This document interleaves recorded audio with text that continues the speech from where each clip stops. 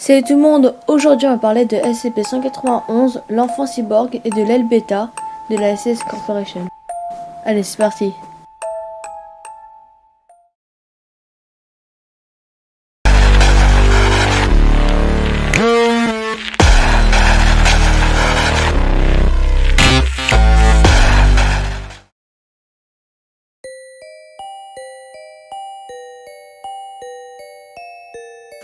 SCP-191 est un enfant humain féminin âgé d'une dizaine d'années. Elle est le sujet de thèses de plusieurs chirurgies expérimentales exécutées par un docteur cinglé. 80% de la moitié du visage et du crâne de la jeune fille a été enlevé, avec les yeux et les oreilles remplacés par un système d'émetteurs-récepteurs complexe permettant de recevoir et de transmettre des données visuelles et auditives. SCP-191 peut recevoir toute forme d'onde. La mâchoire inférieure, les dents et le larynx ont été enlevés puis remplacés. L'œsophage a été dévié jusqu'à un orifice artificiel à l'arrière du cou, et le trachée est dévié directement à un dispositif d'infiltration d'air. SCP-191 est incapable de parler, bien qu'il ait été occasionnellement reporté des appels de détresse au travers d'une respiration rapide. Un dispositif d'entrée-sortie placé dans l'avant-bras droit, remplaçant l'os du radius et du cubitus. Le dispositif contient des interfaces pour une variété de formats modernes et dépassés, incluant l'USB, Ethernet, FireWire et DN8 pin. Il reste aussi 7 autres interfaces qui ne correspondent à aucun autre format connu. Le dispositif peut être accessible en tirant la peau du dessus du bras droit comme un manche. Un tableau de processeur 24 corps est implanté dans le cerveau, qui traduit le saisie de tous les composants artificiels, permettant essentiellement à SCP-191 de lire et écrire des données informatiques sans l'utilisation d'une interface externe.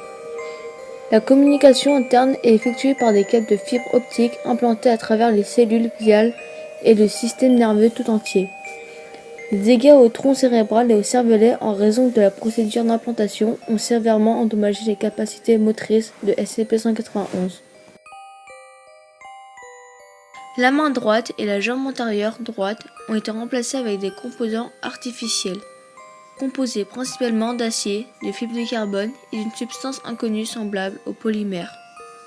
Les morceaux de tissu exposés sont sensibles aux blessures et infections.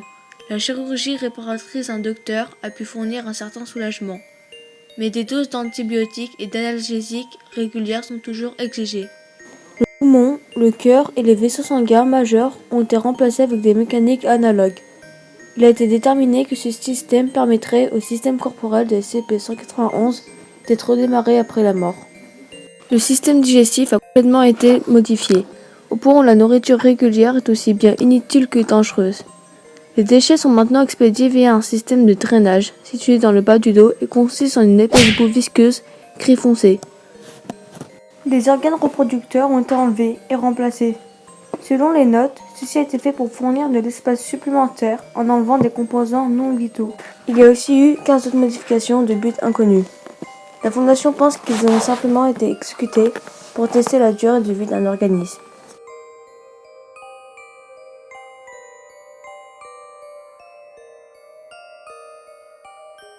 SCP-191 est actuellement logé dans une pièce de 6 mètres par 6 mètres au site 17.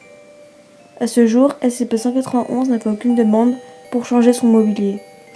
Le mobilier actuel comprend un futon en bois avec un coussin de 15 cm sur 6 et des draps en coton classique. Tous les draps doivent être stérilisés chaque matin selon les procédures de base. Le rembourrage du futon sera remplacé tous les 6 mois et l'ancien rembourrage sera débarrassé durant l'incinération. Une prise de courant délivrant 220 volts avec un arrêt d'urgence situé à l'extérieur de la cellule. Il doit aussi avoir un élément de destruction des déchets à risque. Tous les systèmes d'égout mèneront directement à un incinérateur. SCP-191 doit être en robe sans manches, fait avec 100% de coton. Des vêtements neufs devront être fournis chaque jour. Le bain doit être fourni une fois par soir, dans un baquet rempli avec un mélange d'eau et de bicarbonate de soude. La nourriture doit être sous la forme d'une solution saline stérile avec supplément de vitamines, minéraux, antibiotiques et d'anesthésiques légers. Et doit être apporté 2 fois par jour par injection dans un tube métallique localisé dans la base du cou. SCP-191 a une autonomie limitée, incluant l'évacuation des déchets et le rechargement des batteries internes. 2 gardes armés doivent être présents dans la salle à chaque moment que le personnel établit un contact avec SCP-191.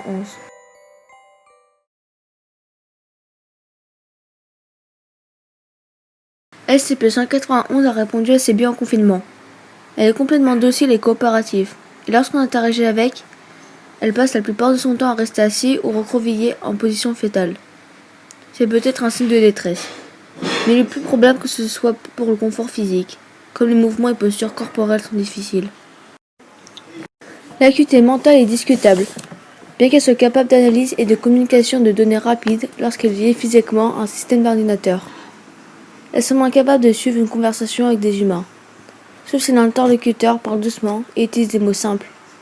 Les tâches complexes sont également impossibles, sauf si elle est guidée à chaque étape.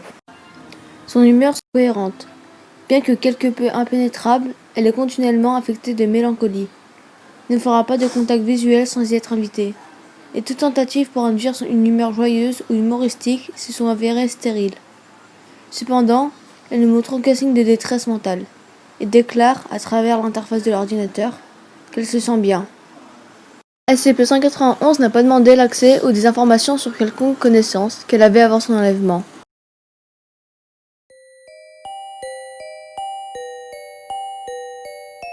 SCP-191 a été récupéré par les agents de la Fondation durant une collaboration avec la Coalition mondiale occulte, durant lequel un raid a été organisé dans le laboratoire du docteur. SCP-191 a été l'unique sujet de test récupéré du laboratoire, soit détruit par le docteur, ou éliminé car ils étaient considérés comme hostiles. Bienvenue dans l'El Beta. Ces documents sont réservés aux membres de l'El Beta ou aux membres de level 2 ou plus. Il est également expérimental, donc peut être arrêté dans le futur.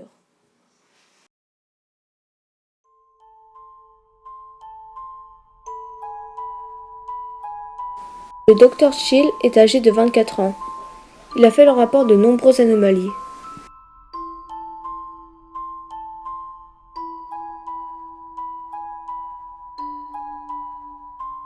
Le Dr Chill a été retrouvé dans ce lieu de résidence où il s'est montré très coopératif.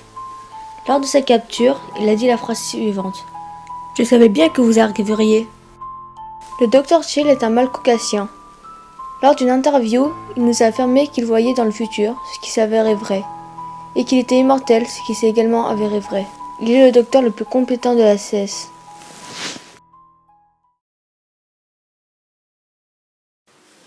Et bien voilà, c'est la fin de la vidéo. Si vous voulez plus de détails sur SCP-191, je vous mettrai le lien du document dans la description, et celui de la SS Corporation aussi. Et voilà, merci d'avoir regardé, et à bientôt dans une prochaine vidéo. Salut!